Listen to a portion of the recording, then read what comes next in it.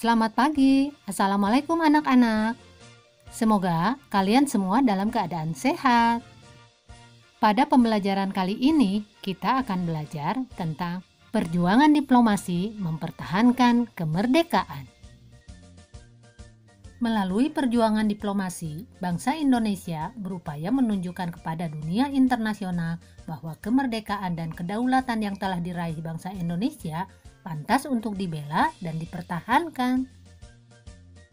Selain itu, bangsa Indonesia berusaha menunjukkan sikap dan itikat baik dalam menyelesaikan perselisihan dengan Belanda.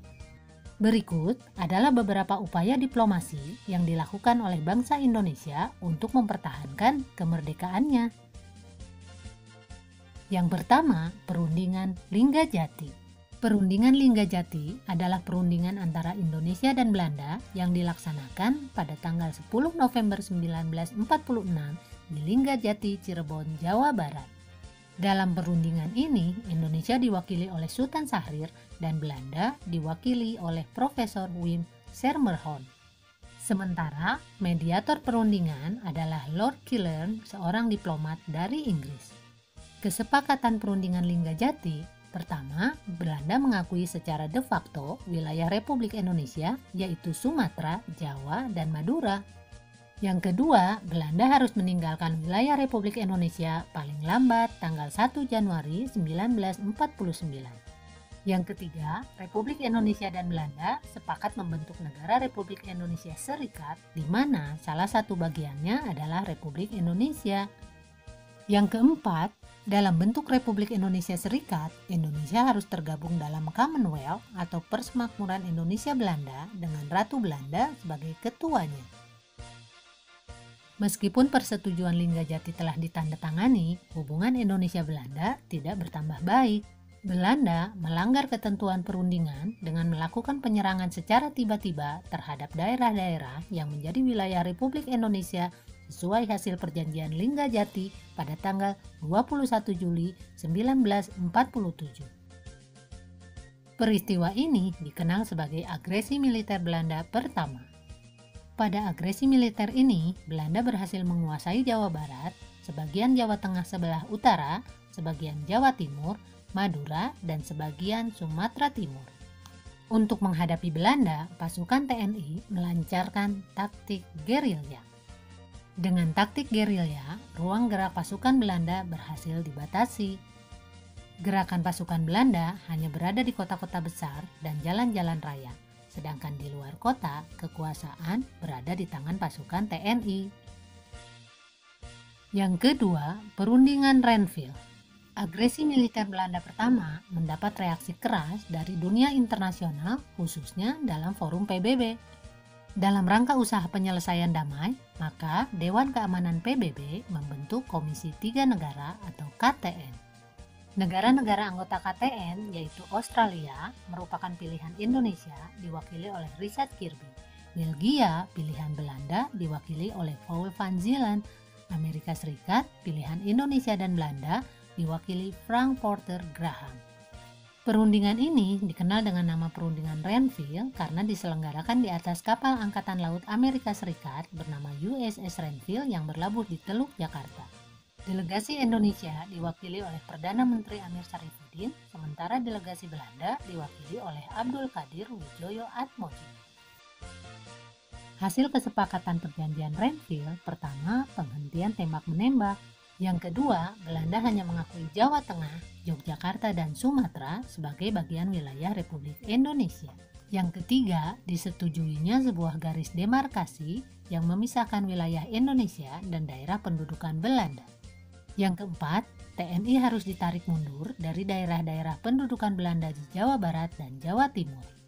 Dan yang terakhir, Belanda bebas membentuk negara-negara federal di daerah-daerah yang didudukinya dengan melalui masa peralihan terlebih dahulu. Kesepakatan yang dicapai pada perundingan Renville ternyata juga diingkari Belanda.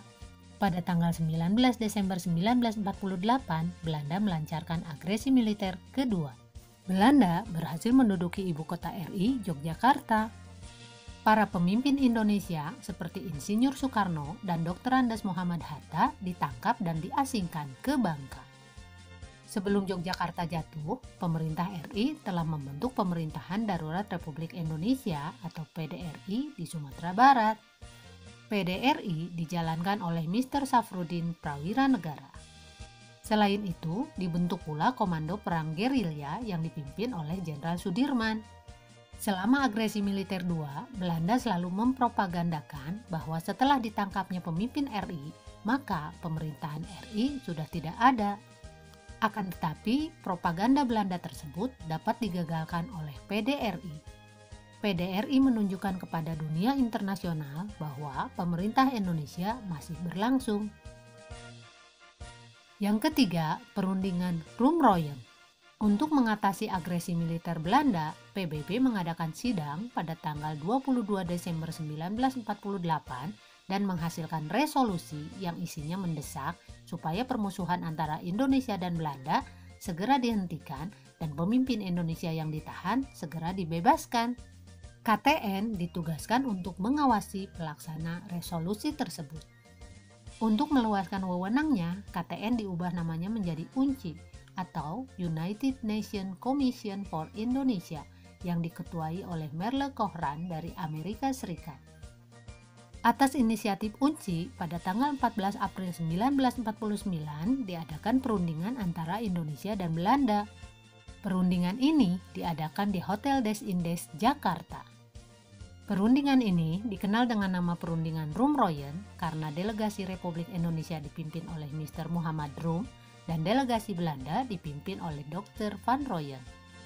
Kesepakatan dalam Perundingan Roem-Royen yaitu delegasi Indonesia menyatakan kesediaan untuk pertama, menghentikan perang gerilya, yang kedua, bekerja sama dalam mengembalikan perdamaian dan menjaga ketertiban dan keamanan, yang ketiga, turut serta dalam konferensi meja bundar di Den Haag untuk mempercepat pengakuan kedaulatan kepada negara Indonesia Serikat dengan tanpa syarat.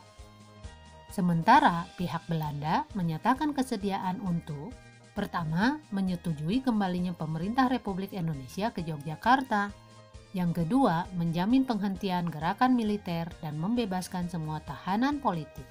Yang ketiga, tidak akan mendirikan negara-negara yang ada di daerah yang dikuasai oleh Republik Indonesia sebelum 19 Desember 1948.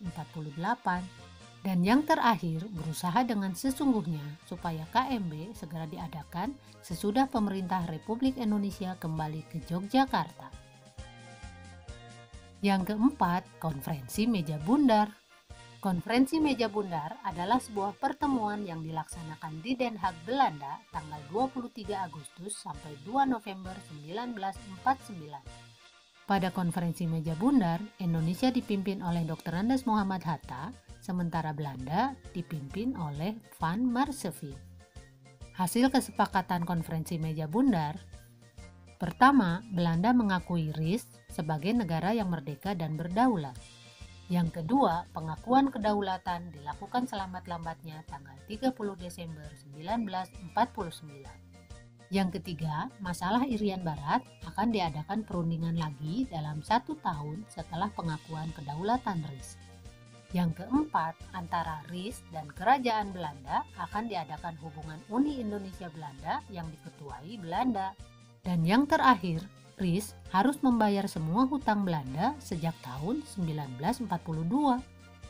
Sebagaimana kesepakatan yang diperoleh pada konferensi Meja Bundar pada tanggal 24 Desember 1949, pemerintah Belanda menyerahkan kedaulatan atas Republik Indonesia Serikat. Penyerahan dan pengakuan kedaulatan tersebut dilakukan di 2 tempat, yaitu di Belanda dan di Indonesia. Di Belanda, penyerahan kedaulatan dilakukan oleh Ratu Juliana kepada kepala delegasi RIS, yaitu Dr. Andes Muhammad Hatta. Sementara di Jakarta, penyerahan kedaulatan dilakukan Loving kepada wakil pemerintah RIS, yaitu Sri Sultan Hamengkubuwono IX.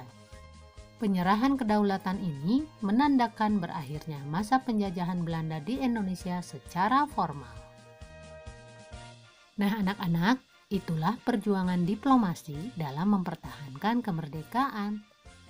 Sampai di sini dulu pertemuan kita kali ini. Wassalamualaikum warahmatullahi wabarakatuh.